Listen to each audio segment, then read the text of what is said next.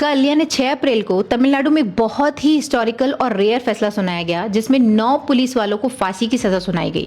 Court ने इसे rarest of the rare case कहा और ये फैसला स्थानाकुलम कस्टोडियल डेथ केस के बारे में था और पुलिस वालों को ये आदेश दिया गया कि जो मृतक हैं उनके परिवार को 1 करोड़ 40 लाख का मुआवजा देना है और अगर ये नहीं करते हैं तो उनकी प्रॉपर्टी को बेच कर भी ये मुआवजा दिया जाएगा। तो मैंने सोचा कि इतना बड़ा फैसला कोर्ट ने कैसे सुना है, क्योंकि हमारे सिस्टम में ज्यादातर पुलिस वाले कोई भी अपराध करके बच जाते हैं। तो थोड़ा रिसर्च करने पर पता चला तो ये जो केस है वो तमिलनाडु के स्थानाकुलम का केस है। कोविड के टाइम की बात है, जून 2020। उस समय गाइडलाइंस थी कि आप एक सर्टेन टाइम के बाद अपनी दुकानें खोल के नहीं रख सकते हो।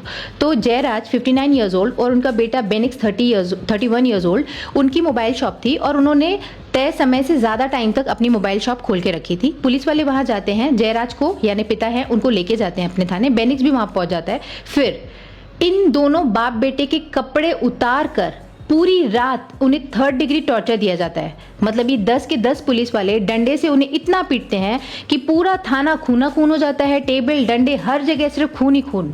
ये दोनों अपनी जान की दुआ मांग रहे थे, माफी मांग रहे थे कि छोड़ दो, पर इन पुलिस वालों को उनके ऊपर दया नहीं आई। इनके परिवार वालों का कहना है कि उस रात उन्हें इतना पीटा गया कि इनको बार बार कपड़े बदलने पड़ रहे थे, खून इतना बह रहा था, कपड़े खराब हो जा रहे थे। 7 बार उन्होंने लुंगी बदली और इतना इनका खून बहा कि इनके लंग्स और इंटरनल ऑर्गन्स ने काम करना भी बंद कर दिया था। आप सोचो इतना टॉर्चर। इसके बाद 20 जून को सुबह को जब इन बाप बेटे को कोर्ट ले जाया गया तो जुडिशियल मजिस्ट्रेट ने सोशल डिस्टेंसिंग की वजह से इन्हें देखा तक नहीं और इन्हें जेल भेज दिया, जबकि इनकी जो हालत थी वो हॉस्पिटल में एडमिट होने के लायक थी। वो चल भी नहीं पा रहे थे, उन्हें देखा नहीं गया, इनके साथ क्या हुआ ये कुछ पूछा नहीं गया और इन्हें जेल भेज दिया गया। फिर वहां जब इनकी तबीयत बिगड़ने लगी तो इन्हें हॉस्पिटल लेके जाया गया और वहां डॉक्टर ने भी साठगांठ के चक्कर में इन्हें फिट बोल दिया। ये नहीं बोला कि इनकी हालत इतनी ज्यादा खराब है। फिर कुल मिला के 22 जून को बेनिक्स ने दम तोड़ दिया और 23 जून को उनके पिता ने भी दम तोड़ दिया ओवर ब्लीडिंग की वजह से और ऑर्गन फेलियर्स की वजह से। इसके बाद जब इन दोनों का पोस्टमार्टम किया गया तो बहुत ज्यादा